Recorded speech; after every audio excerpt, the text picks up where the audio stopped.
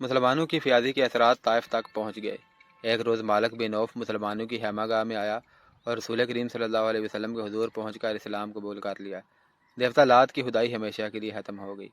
مسلمان ایک عظیم جنگی طاقت بن گئے تھے، لیکن اسلام کا فروغ اس جنگی طاقت کی وجہ سے نہ تھا، بلکہ اسلام میں ایسے کشش تھی کہ جو کوئی بھی اللہ کا یہ پیغام سنتا تھا وہ اسلام قبول کر لیتا تھا۔ مسلمانوں نے اپنے جاسوس دور دور تک پھیلا رکھے تھے۔ 630 عیسوی میں جاسوسوں نے مدینہ آ کر رسول اکرم کو اطلاع دی کہ رومی شام میں فوج کا بہت بڑا اجتماع کر رہے ہیں، جس سے یہ ظاہر ہوتا ہے کہ وہ مسلمانوں سے ٹکر لینا چاہ رہے ہیں۔ اس کے بعد یہ اطلاع ملی کہ رومیوں نے اپنی فوج کے کچھ دستے اردن بھیج دیے ہیں۔ اکتوبر 630 عیسوی بڑا ہی گرم مہینہ تھا۔ جھلسا دینے والی لو ہر وقت چلتی رہتی تھی اور دن کے وقت دھوپ میں ذرا سی دیر ٹھہرنا بھی محال تھا۔ اس موسم میں رسول کریم نے حکم دیا کہ پیشتر اس کے کہ رومی ہم پر جلگار کریں، ہم ان کے کوچ سے پہلے ہی ان کا راستہ روک لیں۔ رسول کریم کے اس حکم پر مدینہ کے اسلام دشمن عناصر حرکت میں آ گئے۔ ان میں وہ مسلمان بھی شامل تھے جنہوں نے اسلام تو قبول کر لیا تھا، لیکن اندر سے وہ کافر تھے۔ ان منافقین نے درپردہ ان مسلمانوں کو جو جنگ کی تیاریوں میں مصروف ہو گئے تھے ورگلانا اور ڈرانا شروع کر دیا کہ اس موسم میں انہوں نے کوچ کیا تو گرمی کی شدت اور پانی کی قلت سے وہ راستے میں ہی مر جائیں گے۔ ان مخالفانہ سرگرمیوں میں یہودی پیش تھے۔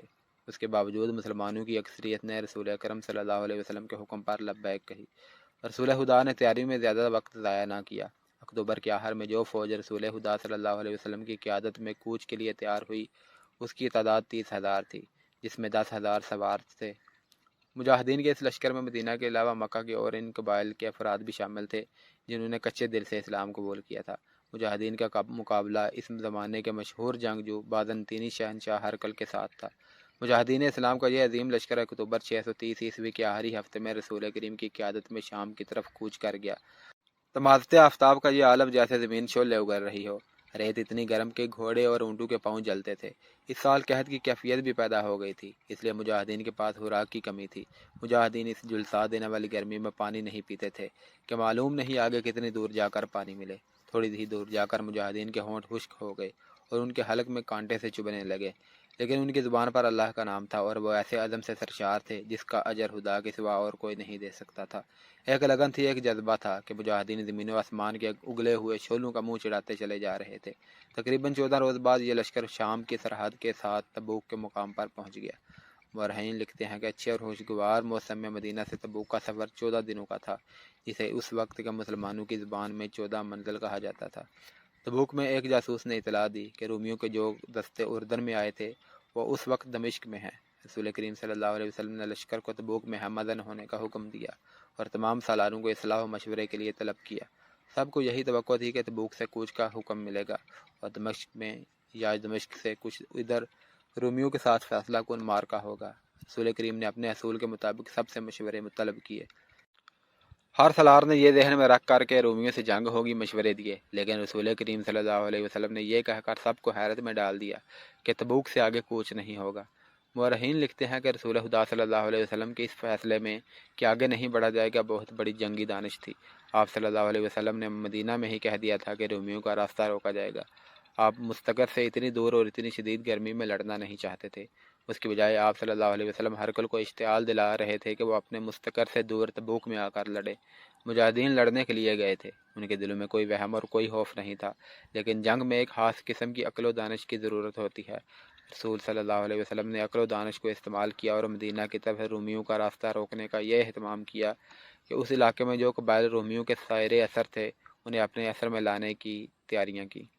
ان میں 4 مقامات خصوصی اہمیت کے حامل ہیں جہاں ان مہمات کو بھیجا جانا تھا۔ ان میں ایک تو عقبہ تھا جو اس دور میں ایلا کہلاتا تھا، دوسرا مقام مکننہ تھا، تیسرا ادرہ اور چوتھا جربہ تھا۔ رسول کریم صلی اللہ علیہ وسلم نے ان تمام قبائل کے ساتھ جنگ کرنے کے بجائے دوستی کے معاہدے کی شرائط بھیجی، جن میں ایک یہ تھی کہ ان قبائل کے جو لوگ اسلام قبول نہیں کریں گے انہیں ان کی مرضی کے خلاف جنگ میں نہیں لے جایا جائے گا۔ دوسری شرط یہ تھی کہ ان پر کوئی بھی حملہ کرے گا تو مسلمان ان کے دفاع کو اپنی ذمہ داری سمجھیں گے، اس کے بدلے میں اسلامی حکومت ان سے جزیہ وصول کرے گی۔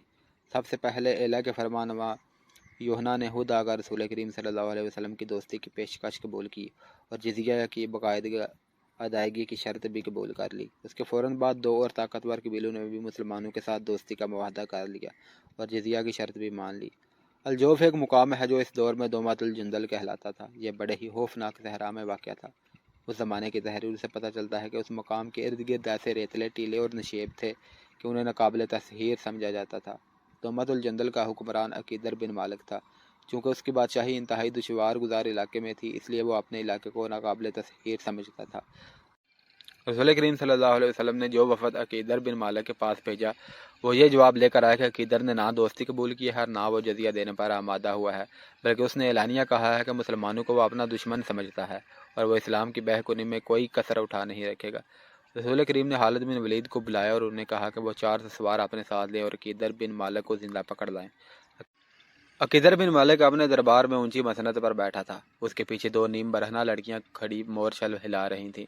عقیدر بن مالک کے چہرے پر وہی رونق تھی جو روایتی بادشاہوں کے چہرے پر ہوا کرتی تھی۔ اے ابن مالک، اس کے بوڑھے وزیر نے جو اس کی فوج کا سالار بھی تھا اٹھ کر کہا، تیری بادشاہی کو کبھی زوال نہ آئے۔ کیا تجھے پتہ نہیں چلا کہ قبیلوں نے مدینہ کے مسلمانوں کی دوستی قبول کر لی ہے؟ آج دوستی قبول کی ہے تو کل قبیلہ قریش کے محمد صلی اللہ علیہ وسلم کے مذہب کو بھی قبول کر لیں گے۔ کیا ہمارا بزرگ وزیر ہمیں یہ مشورہ دینا چاہتا ہے کہ ہم بھی مسلمانوں کے آگے گھٹنے ٹیک دیں؟ عقیدر بن مالک نے کہا، ہم ایسا کوئی مشورہ قبول نہیں کریں گے۔ نہیں ابن مالک، بوڑھے وزیر نے کہا، میری عمر نے جو مجھے دکھایا ہے وہ تو نے ابھی نہیں دیکھا ہے۔ میں مانتا ہوں کہ تو مسلمانوں کا سب سے بڑا دشمن ہے، لیکن میں دیکھ رہا ہوں کہ تو اپنے دشمن کو اتنا حقیر سمجھ رہا ہے کہ تو یہ بھی نہیں سوچ رہا کہ مسلمانوں نے حملہ کر دیا تو ہم تمہاری بادشاہی کو کس طرح بچائیں گے۔ سلیب مقدس کی قسم، عقیدر بن مالک نے کہا، ہمارے ارد گرد کا علاقہ ہماری بادشاہی کو بچائے گا۔ میری اس خوفناک صحرا کی ریت مسلمانوں کا خون چوس لے گی۔ ریت اور مٹی کے جو ٹیلے دومت الجندل کے ارد گرد کھڑے ہیں، یہ خدا نے میرے سنتری کھڑے کر رکھے ہیں، ہم پر کوئی فتح نہیں پا سکتا۔ اس وقت خالد بن ولید اپنے 400 سواروں کے ساتھ آدھا راستہ طے کر چکے تھے۔ اگلے روز وہ اس صحرا میں داخل ہو گئے جسے مورخوں نے ابھی ناقابل تسخیر لکھا ہے۔ مجاہدین کے چہرے ریت کی مانند خشک ہو گئے تھے۔ گھوڑوں کی چال بتا رہی تھی کہ یہ مسافت اور پیاس ان کی برداشت سے باہر ہوئی جا رہی ہے، لیکن خالد بن ولید کی قیادت مجاہدین کے دلوں میں نئی روح پھونک رہی تھی۔ دومت الجندل اچھا خاصا شہر تھا، اس کے ارد گرد دیوار تھی۔ خالد بن ولید اس کے قریب پہنچ گئے اور اپنے سواروں کو ایک وسیع نشیب میں چھپا دیا۔ مجاہدین کی جسمانی کیفیت ایسی تھی کہ انہیں کم از کم 1 دن اور 1 رات آرام کے لیے ضرورت تھی، لیکن خالد نے اپنے سواروں کو تیاری کی حالت میں رکھا۔ سورج غروب ہو گیا، پھر رات گہری ہونے لگی، چاند پوری آب و تاب کے ساتھ چمکنے لگا، صحرا کی چاندنی بڑی شفاف ہو گئی۔ خالد بن ولید اپنے ایک آدمی کو ساتھ لے کر شہر کی دیوار کی طرف چل پڑے۔ وہ جائزہ لینا چاہتے تھے کہ شہر کا محاصرہ کیا جائے، جس کے لیے 400 سوار کافی نہیں تھے۔ زیادہ سے زیادہ یہ کہا جا سکتا تھا کہ شہر کی ناکہ بندی کر دی جائے۔ دوسری صورت یلغار کی تھی۔ خالد دیوار کے دروازے سے خاصا پیچھے ایک اونٹ میں بیٹھ گئے۔ چادری اتنی صاف تھی کہ دیوار کے اوپر سے خالد نظر آ سکتے تھے۔ شہر کا بڑا دروازہ کھلا۔ خالد سمجھے کہ عقیدر فوج لے کر باہر آ رہا ہے اور وہ ان پر حملہ کرے گا، لیکن عقیدر کے پیچھے پیچھے چند سوار باہر نکلے اور دروازہ بند ہو گیا۔ خالد کو یاد آیا کہ تبوک سے روانگی کے وقت رسول کریم نے انہیں کہا تھا، عقیدر تمہیں شاید شکار کھیلتا ہوا ملے۔ عقیدر بن مالک کے متعلق مشہور تھا کہ وہ جیسے شکار کھیلنے کے لیے ہی پیدا ہوا تھا۔ صحرا میں شکار رات کو ہوتا تھا، کیونکہ دن کے وقت جانور دبکے چھپے رہتے تھے۔ پورے چاند کی رات بڑے شکار کے لیے موزوں سمجھی جاتی تھی۔ یہ رسول کریم کی انٹیلیجنس کا کمال تھا کہ آپ نے دشمن کی عادات اور حسلتوں کا پتہ بھی چلا لیا تھا، اور آپ نے خالد کو عقیدر کے متعلق پوری معلومات دے رہی تھی۔ خالد نے جب دیکھا کہ عقیدر بن مالک چند ایک سواروں کے ساتھ باہر آیا ہے تو انہوں نے اس کے انداز کا پوری طرح جائزہ لیا۔ خالد سمجھ گئے کہ عقیدر کو معلوم ہی نہیں ہو سکا کہ 400 مسلمان سوار اس کے شہر کے قریب پہنچ گئے ہیں اور وہ شکار کھیلنے جا رہا ہے۔ خالد اپنے آدمی کے ساتھ رینگتے سرکتے پیچھے آئے۔ جب عقیدر اپنے سواروں کے ساتھ نظروں سے اوجھل ہو گیا تو خالد دوڑ کر اپنے سواروں تک کچھ پہنچ گئے۔ انہوں نے کچھ سوار منتخب کیے۔ اپنے تمام سواروں کو انہوں نے تیاری کی حالت میں رکھا ہوا تھا۔ وہ سواروں کے ایک جیش کو اپنی قیادت میں اس طرف لے گئے جدھر عقیدر گیا تھا۔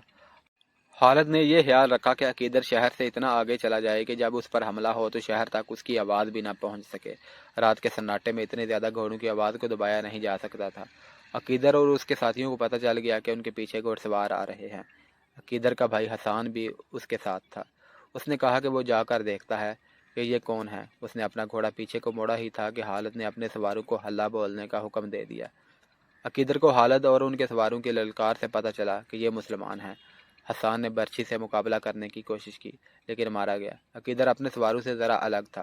خالد نے اپنے گھوڑے کو ایڑ لگائی اور وہ عقیدر کی طرف کر لیا۔ عقیدر ایسا بوکلایا کہ خالد پر وار کرنے کی بجائے اس نے راستے سے ہٹنے کی کوشش کی۔ خالد نے اس پر کسی ہتھیار سے وار نہ کیا، نہ گھوڑے کی رفتار کم کی۔ انہوں نے گھوڑا عقیدر کے گھوڑے کے قریب سے گزارا اور بازو عقیدر کی کمر میں ڈال کر اسے اس کے گھوڑے سے اٹھا کر اپنے ساتھ ہی لے گئے۔ عقیدر بن مالک کے شکاری ساتھیوں اور محافظوں نے دیکھا کہ ان کا فرمان روا پکڑا گیا اور اس کا بھائی مارا گیا ہے، تو انہوں نے حالت کے سواروں کا مقابلہ کرنے کے بجائے بھاگ نکلنے کا راستہ دیکھا۔ وہ زمین ایسی تھی کہ چھپ کر نکل جانے کے لیے نشیب کھڈ اور ٹیلے بہت تھے۔ ان میں سے کچھ سہمی ہوئے لیکن نکل گئے۔ شہر میں داخل ہو کر انہوں نے دروازہ بند کر لیا۔ خالد بن ولید نے عقیدر کو پکڑے رکھا اور کچھ دور جا کر گھوڑا روکا۔ عقیدر سے کہا کہ اس کے بھاگ نکلنے کی کوئی صورت نہیں۔ انہوں نے اسے گھوڑے سے اتارا اور خود بھی اترے۔ کیا تم اپنے آپ کو ناقابل تسخیر سمجھتے تھے؟ خالد نے پوچھا۔ ہاں، میں اپنے آپ کو ناقابل تسخیر سمجھتا تھا، عقیدر بن مالک نے کہا، لیکن تو نے مجھے اپنا نام نہیں بتایا۔ خالد بن ولید: ہاں، عقیدر نے کہا، میں نے یہ نام سنا ہے۔ یہاں تک خالد ہی پہنچ سکتا تھا۔ نہیں عقیدر، خالد نے کہا، یہاں تک ہر وہ انسان پہنچ سکتا ہے جس کے دل میں اللہ کا نام ہے اور وہ محمد صلی اللہ علیہ وسلم کو اللہ کا رسول مانتا ہے۔ میرے ساتھ کیا سلوک ہوگا؟ عقیدر نے پوچھا۔ تیرے ساتھ وہ سلوک نہیں ہوگا جو تو نے ہمارے رسول صلی اللہ علیہ وسلم کے ایلچی کے ساتھ کیا تھا، خالد نے کہا۔ ہم سے اچھے سلوک کی توقع رکھ ابن مالک۔ اگر ہم رومی ہوتے اور ہرکل کے بھیجے ہوئے ہوتے تو ہم کہتے کہ اپنا خزانہ اور اپنے شہر کی بہت ہی خوبصورت لڑکیاں اور شراب کے مٹکے ہمارے حوالے کر دے۔ پہلے ہم عیش و ہجرت کرتے، پھر ہرکل کے حکم کی تعمیل کرتے۔ ہاں، عقیدر نے کہا، رومی ہوتے تو ایسا ہی کرتے اور وہ ایسا کر رہے ہیں۔ وہ کون سا تحفہ ہے جو میں نے ہرکل کو نہیں بھیجا؟ ولید کے بیٹے، مجھ پر لازم ہے کہ رومیوں کو خوش رکھوں۔ کہاں ہے رومی؟ خالد نے کہا۔ کیا تو انہیں مدد کے لیے بلا سکتا ہے؟ میں تجھے قیدی بنا کر نہیں، معزز مہمان بنا کر اللہ کے رسول کے پاس لے جا رہا ہوں۔ تجھ پر کوئی ظلم نہیں ہوگا، جبر نہیں ہوگا۔ ہم دشمن کا نہیں، دوستی کا پیغام لے کر آئے ہیں۔ ہمارے رسول کے سامنے جا کر تجھے تاسف ہوگا کہ جس کا تو دشمن رہا ہے وہ تو دوستی کے قابل ہے۔ عقیدر بن مالک کی جیسے زبان گنگ ہو گئی، اس نے کچھ بھی نہ کہا۔ اس کا گھوڑا وہیں کہیں آوارہ پھر رہا تھا۔ خالد نے اپنے سواروں سے کہا کہ عقیدر کے گھوڑے کو پکڑ لائیں۔ سوار گھوڑے کو پکڑ لائے۔ خالد نے عقیدر کو گھوڑے پر سوار کیا اور تبوک واپسی کا حکم دے دیا۔ تبوک پہنچ کر خالد نے عقیدر بن مالک کو رسول صلی اللہ علیہ وسلم کے حضور پیش کیا۔ آپ نے اس کے آگے اپنی شرطیں رکھیں، لیکن ایسی شرط کا اشارہ تک نہ کیا کہ وہ اسلام قبول کر لے۔ اس کے ساتھ مہمانوں جیسا سلوک کیا گیا، اس پر کوئی خوف طاری نہ کیا گیا۔ اسے یہی ایک شرط بہت اچھی لگی کہ مسلمان اس کی حفاظت کریں گے۔ اس نے جزیہ دینے کی شرط مان لی اور دوستی کا معاہدہ کر لیا۔ بے شک صرف مسلمان ہیں جو میری مدد کو پہنچ سکتے ہیں۔ معاہدہ کر کے اس نے کہا تھا۔ جب عقیدر بن مالک نے بھی دوستی کا معاہدہ کر کے مسلمانوں کو جزیہ دینا قبول کر لیا تو کئی اور چھوٹے چھوٹے قبیلوں کے سردار تبوک میں رسول کریم صلی اللہ علیہ وسلم کے پاس آ گئے اور اطاعت قبول کر لی۔ اس طرح دور دور تک کے علاقے مسلمانوں کے زیر اثر آ گئے اور تمام قبائلی مسلمانوں کے اتحادی بن گئے۔ ان میں متعدد قبائل نے اسلام قبول کر لیا۔ اب رومیوں سے جنگ کی ضرورت نہیں رہی تھی۔ ان کی پیش قدمی کا رستہ رک گیا تھا، بلکہ ہرکل کے لیے خطرہ پیدا ہو گیا تھا کہ وہ مسلمانوں سے ٹکر لینے کو آگے بڑھا تو راستے کے تمام قبائل اسے اپنے علاقے میں ہی ختم کر دیں گے۔ رسول اکرم صلی اللہ علیہ وسلم نے مجاہدین کے لشکر کو مدینہ کو واپسی کا حکم دے دیا۔ یہ لشکر دسمبر 630 میں مدینہ پہنچ گیا۔ اسلام عقیدے کے لحاظ سے اور عسکری لحاظ سے بھی ایک ایسی طاقت بن چکا تھا کہ رسول کریم کے بھیجے ہوئے ایلچی کہیں بھی چلے جاتے انہیں شاہی مہمان سمجھا جاتا اور ان کا پیغام احترام سے سنا جاتا۔ رسول کریم نے دور دراز کے قبیلوں اور چھوٹی بڑی حکومتوں کو قبول اسلام کے دعوت نامے بھیجنے شروع کر دیے۔ ان میں بعض سردار سرکش، خود سار اور کم فہم تھے۔ ان کی طرف رسول کریم صلی اللہ علیہ وسلم کا پیغام اس قسم کا ہوتا تھا کہ قبول اسلام کے بجائے اگر وہ اپنی جنگی طاقت آزمانا چاہتے ہیں تو آزما لیں اور یہ سوچ لیں کہ شکست کی صورت میں انہیں مسلمانوں کے مکمل طور پر مطیع ہونا پڑے گا، ان کی کوئی شرط قبول نہیں کی جائے گی۔ رسول کریم نے ایسی ایک مہم خالد بن ولید کی زیر کمان یمن کے شمال میں نجران بھیجی۔ وہاں قبیلہ بنو حارثہ بن کعب آباد تھا۔ ان لوگوں نے رسول کریم کے پیغام کا مذاق اڑایا تھا۔ خالد بن ولید مجاہدین کے ایک سوار دستے کو جس کی تعداد 400 تھی ساتھ لے کر جولائی 631 میں یمن کو روانہ ہوئے۔ مشہور مورخ ابن ہشام نے لکھا ہے کہ رسول اللہ نے خالد بن ولید سے کہا کہ انہیں حملے کے لیے نہیں بھیجا جا رہا بلکہ وہ پیغام لے کر جا رہے ہیں۔ چونکہ بنو حارثہ سرکش ذہنیت کی وجہ سے کسی ہوش فہمی میں مبتلا ہیں، اس لیے خالد بن ولید انہیں 3 بار کہیں کہ وہ اسلام قبول کر لیں۔ اگر وہ سرکشی سے باز نہ آئیں اور خون ریزی کو پسند کریں تو انہیں خون ریزی کے لیے للکارا جائے۔ خالد جس جارحانہ انداز سے وہاں پہنچے اور جس انداز سے انہوں نے بنو حارثہ بن کعب کو اسلام کی دعوت دی، اس نے مطلوبہ اثر دکھایا۔ اس قبیلے نے بلا حیلہ و حجت اسلام قبول کر لیا۔ خالد واپس آنے کے بجائے وہیں رکے رہے اور انہیں اسلام کے اصول اور ارکان سمجھاتے رہے۔ خالد بن ولید جنہیں تاریخ نے فن حرب و ضرب کا ماہر اور صف اول کا سالار تسلیم کیا ہے، نجران میں 6 مہینے مبلغ اور معلم بنے رہے۔ انہوں نے جب دیکھا کہ اسلام ان لوگوں کے دلوں میں اتر گیا ہے تو حالت جنوری 632 عیسوی میں واپس آ گئے۔ ان کے ساتھ بنو حارثہ کے چند ایک سرکردہ افراد تھے جنہوں نے رسول کریم کے دست مبارک پر بیعت کی۔ رسول کریم نے ان میں سے ایک کو امیر مقرر کیا۔ اسلام کے دشمنوں نے جب دیکھا کہ مسلمانوں کو میدان جنگ میں شکست دینا ممکن نہیں اور یہ بھی دیکھا کہ اسلام لوگوں کے دلوں میں اتر گیا ہے تو انہوں نے اسلام کو نقصان پہنچانے کا ایک اور طریقہ اختیار کیا۔ یہ تھا رسالت و نبوت کا دعویٰ۔ متعدد افراد نے نبوت کا دعویٰ کیا جن میں بنی اسد کا طلحہ، بنی حنیفہ کا مسلمہ اور یمن کا اسود انسی خاص طور پر قابل ذکر ہیں۔ اس کا نام عقیلہ بن کعب تھا، کیونکہ اس کا رنگ کالا تھا اس لیے وہ اسود کے نام سے مشہور ہوا۔ اسود عربی میں کالے کو کہتے ہیں۔ وہ یمن کے مغربی علاقے کے ایک قبیلے انس کا سردار تھا، اس لیے اسے اسود الانسی کہتے تھے۔ تاریخ میں اس کا یہی نام آیا ہے۔ وہ عبادت گاہ کا کاہن بھی رہ چکا تھا۔ بالکل سیاہ رنگت کے باوجود اس میں ایسی کشش تھی کہ لوگ اس کے ہلکے سے اشارے کا بھی اثر قبول کر لیتے تھے۔ اس میں مقناطیس جیسی قوت تھی کہ عورتیں اس کے کالے چہرے کو ناپسند کرنے کے بجائے اس کے قریب ہونے کی کوشش کرتی تھیں۔ اس نے یہ پر اسراریت عبادت گاہ میں حاصل کی تھی۔ کاہن کو لوگ دیوتاؤں کا منظور نظر اور الجی سمجھتے تھے۔ اس علاقے کے زیادہ تر لوگوں نے اسلام قبول کر لیا تھا۔ اسود کے اپنے قبیلے میں اسلام داخل ہو چکا تھا، لیکن اسود نے ان کے خلاف کوئی بات نہیں کی تھی، جیسے ان لوگوں کے ساتھ اس کا کوئی تعلق نہیں نہ ہو۔ بعض مورخین نے لکھا ہے کہ وہ خود بھی مسلمان ہو گیا تھا۔ اس وقت یمن کا حکمران بازان نام کا ایک ایرانی تھا۔ ایران کا شہنشاہ خسرو پرویز کسریٰ تھا۔ رسول کریم نے دور کے ملکوں کے جن بادشاہوں کا قبول اسلام کے خطوط لکھے تھے ان میں شہنشاہ ایران بھی تھا۔ اسے حد دینے کے لیے رسول اللہ نے عبداللہ بن حذافہ کو بھیجا۔ عبداللہ نے خسرو پرویز کے دربار میں اسے ہاتھ دیا۔ اس نے ہاتھ کسی اور کو دے کر کہا کہ اسے اس کا ترجمہ سنایا جائے۔ اسے جب ہاتھ اس کی زبان میں سنایا گیا تو وہ آگ بگولا ہو گیا۔ اس نے غصے سے باولا ہو کر ہاتھ کو بری طرح پھاڑ کر اس کے پرزے پھینک دیے اور عبداللہ بن حذافہ کو دربار سے نکال دیا۔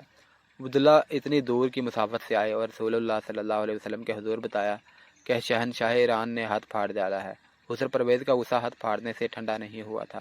یمن پر ایران کی حکمرانی تھی اور بادان وہاں کا گورنر تھا۔ شہنشاہ ایران نے اپنے گورنر بادان کو ہاتھ بھیجا کہ حجاز میں محمد صلی اللہ علیہ وسلم نام کا ایک آدمی ہے جس نے نبوت کا دعویٰ کر رکھا ہے۔ اس نے لکھا کہ رسول کریم کو زندہ پکڑ کر یا آپ کا سر کاٹ کر اس کے دربار ایران میں پیش کیا جائے۔ بادان نے یہ ہاتھ اپنے 2 آدمیوں کو دے کر مدینہ بھیج دیا۔ مورخوں میں اختلاف پایا جاتا ہے۔ بعض لکھتے ہیں کہ بادان نے آدمیوں کو رسول اللہ صلی اللہ علیہ وسلم کو پکڑ لانے یا قتل کر کے آپ کا سر لانے کے لیے بھیجا تھا۔ وہ کچھ مورخوں نے لکھا ہے کہ بادان نے اسلام تو قبول نہیں کیا تھا، لیکن وہ حضور سے اتنا متاثر تھا کہ آپ کو اپنے شہنشاہ کے ارادے سے خبردار کرنا چاہتا تھا۔ بہرحال مورخ اس واقعے پر متفق ہیں کہ بادان کے بھیجے ہوئے 2 آدمی رسول اللہ صلی اللہ علیہ وسلم کی یہاں گئے اور خسرو پرویز نے جو ہاتھ بادان کو لکھا وہ آپ کے حضور پیش کیا۔ رسول خدا نے ہاتھ دیکھا اور آپ صلی اللہ علیہ وسلم نے مسکرا کر کہا کہ شہنشاہ ایران گزشتہ رات اپنے بیٹے شرویہ کے ہاتھوں قتل ہو گیا ہے اور آج صبح سے ایران کا شہنشاہ شرویہ ہے۔ گزشتہ رات قتل کی خبر مدینہ میں اتنی جلدی کیسے پہنچ گئی؟ بادان کے ایک آدمی نے پوچھا اور کہنے لگا، کیا یہ ہمارے شہنشاہ کی توہین نہیں کہ یہ غلط خبر پھیلا دی جائے کہ اسے اس کے بیٹے نے قتل کر دیا ہے؟ مجھے میرے اللہ نے بتایا ہے۔ رسول کریم صلی اللہ علیہ وسلم نے کہا، جاؤ بادان کو بتا دو کہ اس کا شہنشاہ اب خسرو نہیں شرویہ ہے۔ رسول خدا صلی اللہ علیہ وسلم کو یہ خبر بذریعہ الہام ملی تھی۔ بادان کے آدمی واپس گئے اور اسے بتایا کہ رسول اللہ صلی اللہ علیہ وسلم نے کیا کہا ہے۔ 3-4 دنوں بعد بادان کو اپنے نئے شہنشاہ شرویہ کا ہاتھ ملا۔ اس میں تحریر تھا کہ حضور پرویز کو فلاں رات ختم کر دیا گیا ہے۔ یہ وہی رات تھی جو حضور صلی اللہ علیہ وسلم نے بتائی تھی۔ کچھ دنوں بعد بادان کو رسول اللہ کا ہاتھ ملا کہ وہ اسلام قبول کر لے۔ بادان پہلے ہی آپ سے متاثر تھا، الہام نے اسے اور زیادہ متاثر کیا۔ رسول اللہ نے اسے یہ بھی ہاتھ لکھا تھا کہ اسلام قبول کر لینے کی صورت میں وہ بدستور یمن کا حاکم رہے گا اور اس کی حکمرانی کا تحفظ مسلمانوں کی ذمہ داری ہوگی۔ بادان نے اسلام قبول کر لیا اور وہ حاکم یمن رہا۔ تھوڑے ہی عرصے بعد فوت ہو گیا۔ رسول اکرم صلی اللہ علیہ وسلم نے یمن کو کئی حصوں میں تقسیم کر دیا اور ہر حصے کا الگ حاکم مقرر کیا۔ بادان کا بیٹا جس کا نام شہر تھا، رسول کریم نے اسے صنعا اور اس کے گرد نواح کے علاقے کا حاکم بنا دیا۔ یہ خبر اڑی تھی کہ اسود انسی یمن کے علاقے مدحج میں چلا گیا ہے اور ایک غار میں رہتا ہے جس کا نام حبان ہے۔ اچانک یہ خبر ہوا کی طرح سارے یمن میں پھیل گئی کہ اسود غار سے نکل آیا ہے اور اسے خدا نے نبوت عطا کی ہے اور اب وہ اسود انسی نہیں درحمان الیمن ہے۔ خبر سنانے والے کسی شک کا اظہار نہیں کرتے تھے، بلکہ وہ مصدقہ خبر سناتے تھے کہ اسود کو نبوت مل گئی ہے۔ انہوں نے اسے نبی تسلیم کر لیا تھا۔ جا کر دیکھو، خبر سنانے والے کہتے پھر رہے تھے، مدحج جا کر دیکھو، رحمان الیمن مردوں کو زندہ کرتا ہے، آگ کے شعلوں کو پھول بنا دیتا ہے، چلو لوگو چلو، اپنے روح کی نجات کے لیے چلو۔ جن لوگوں نے اسلام قبول کر لیا تھا وہ بھی مدحج کو اٹھ دوڑے۔ اسود چونکہ کاہن رہ چکا تھا، اس لیے لوگ پہلے ہی تسلیم کرتے تھے کہ دیوتاؤں نے اسے کوئی پر اسرار طاقت دے رکھی ہے۔ اب اس نے نبوت کا دعویٰ کیا تو لوگوں نے فوراً اس دعویٰ کو تسلیم کر لیا۔ غار حبان کے سامنے ہر لمحہ لوگوں کا ہجوم رہنے لگا۔ وہ اسود کی ایک جھلک دیکھنے کے لیے بےتاب رہتے تھے۔ وہ دن کو تھوڑے سے وقت کے لیے باہر نکلتا اور غار کے قریب ایک اونچی جگہ کھڑے ہو کر لوگوں کو قرآن کی آیات کی طرز کے جملے سناتا اور کہتا کہ اس کے پاس ایک فرشتہ آتا ہے جو اسے ہر روز خدا کی طرف سے ایک آیت اور راز کی ایک دو باتیں بتا جاتا ہے۔ وہ لوگوں کو اپنے معجزے بھی دکھایا کرتا تھا، مثلاً جلتی ہوئی مشعل اپنے منہ میں ڈال لیا کرتا اور جب مشعل اس کے منہ سے نکلتی تو وہ جل رہی ہوتی تھی۔ اس نے ایک لڑکی کو ہوا میں معلق کر کے بھی دکھایا۔ ایسے ہی چند اور شعبے تھے جو لوگوں کو دکھاتا اور لوگوں انہیں معجزے کہتے تھے۔ ایک تو وہ چرب زبان تھا، وہ دوسرے خوش الحان تھا۔ اس کے بولنے کا انداز پرکشش تھا۔ اس نے یمن والوں کو یہ نعرہ دے کر کہ یمن یمن والوں کا ہے، ان کے دل مول لیے تھے۔ یمنی بڑی لمبی مدت سے ایرانیوں کے زیر نگین چلے آ رہے تھے۔ ایرانی تسلط بدان کے قبول اسلام کے ساتھ ہی ختم ہو گیا تو حجاز کے مسلمان آ گئے۔ اس کے علاوہ وہاں یہودی، نصرانی اور مجوسی بھی موجود تھے۔ یہ سب اسلام کی بیع کو نہیں چاہتے تھے۔ انہوں نے اسود انسی کی نبوت کے قدم جمانے میں درپردہ بہت کام کیا۔ اسود اپنے نبوت کی صداقت ایک گدھے کے ذریعے ثابت کیا کرتا تھا۔ اس کے سامنے ایک گدھا لایا جاتا، وہ گدھے کو کہتا بیٹھ جا، گدھا بیٹھ جاتا، پھر کہتا میرے آگے سر جھکا، گدھا سجدے کے انداز سے سر جھکا دیتا۔ گدھے کے لیے اس کا تیسرا حکم ہوتا میرے آگے گھٹنے ٹیک دے، گدھا اس کے آگے گھٹنے ٹیک دیتا۔ دیکھتے ہی دیکھتے اسود انسی کو یمن کے لوگوں نے نبی مان لیا۔ اسود نے ان لوگوں کو ایک فوج کی صورت میں منظم کر لیا۔ اس نے سب سے پہلے نجران کا رخ کیا۔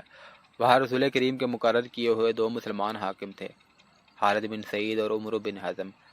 اسود کے ساتھ بہت بڑا لشکر تھا جو نجران میں داخل ہوا تو وہاں کے باشندے بھی اس کے ساتھ مل گئے۔ دونوں مسلمان حاکموں کے لیے پسپائی کے سوا کوئی چارہ نہ تھا۔ اسود انسی اس پہلی فتح سے سرشار ہو گیا اور اس کے لشکر کی تعداد بھی زیادہ ہو گئی۔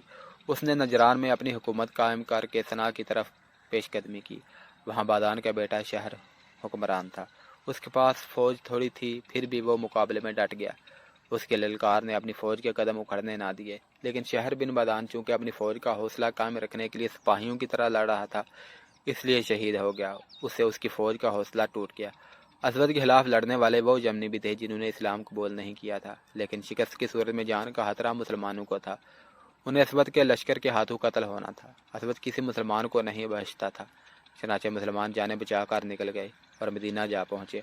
اسود انسی جو اب رحمان الیمین کہلاتا تھا، حضر موت، بحرین، اسوا اور عدن تک کے تمام علاقوں پر قبضہ کر کے تمام یمن کا بادشاہ بن گیا۔ اسلام کے لیے یہ بہت بڑا چیلنج تھا۔ شمال کی طرف سے رومیوں کے حملے کا خطرہ ہر وقت موجود رہتا تھا۔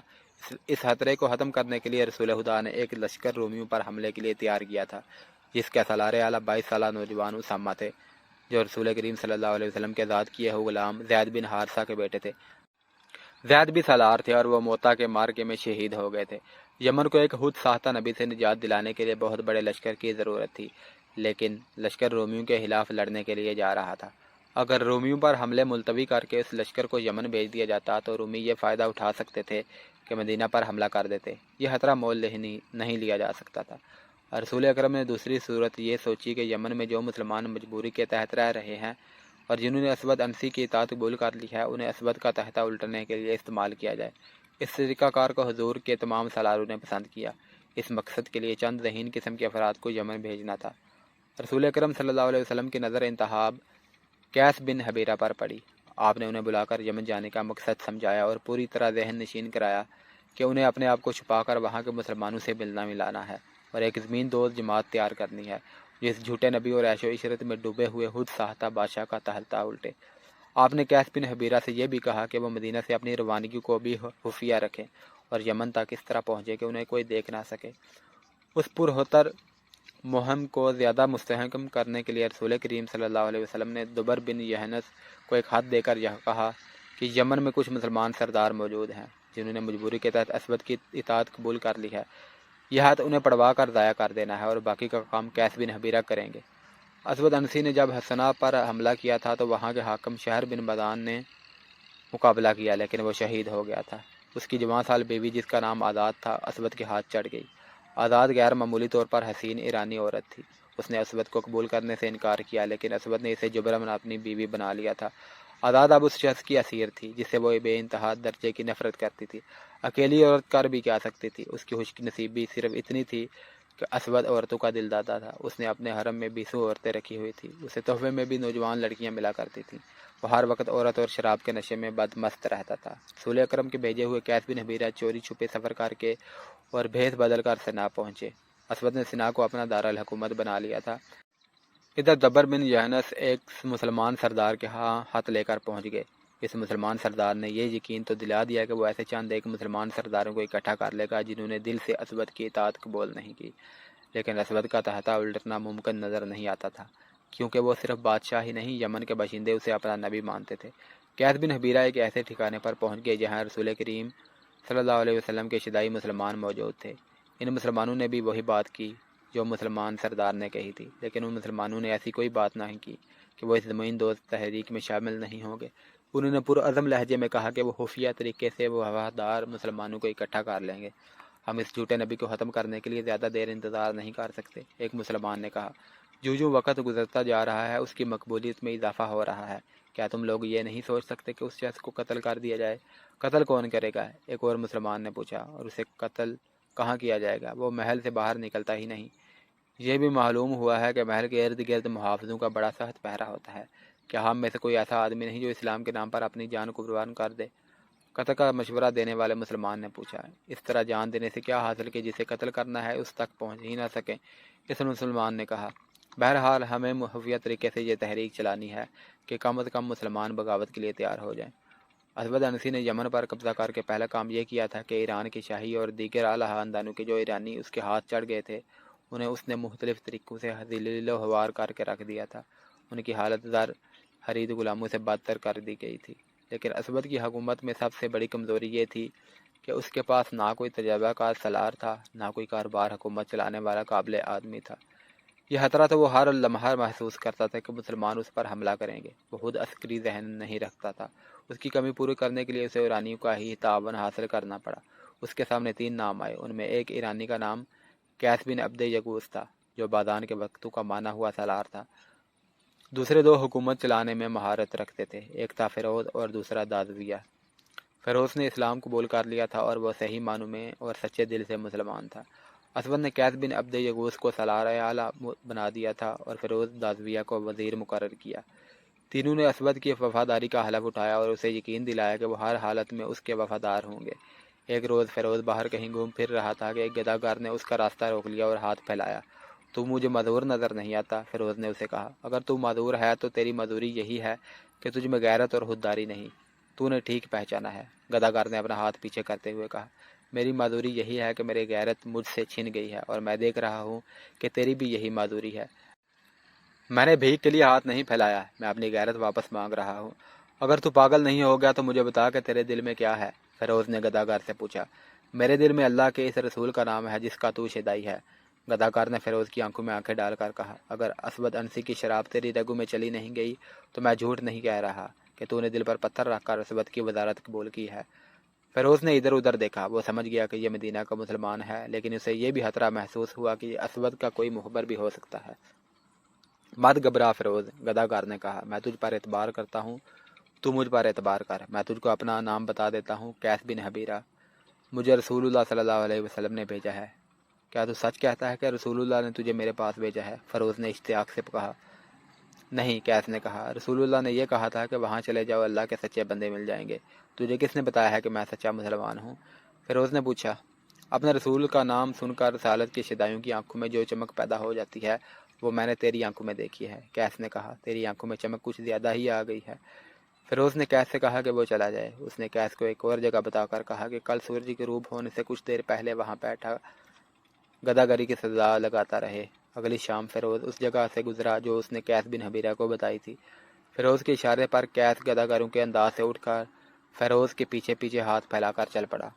رسول خدا صلی اللہ علیہ وسلم تک پیغام پہنچا دیا کہ آپ کے نام پر جان قربان کرنے والا ایک آدمی اسود انسی کے سائے میں بیٹھا ہے۔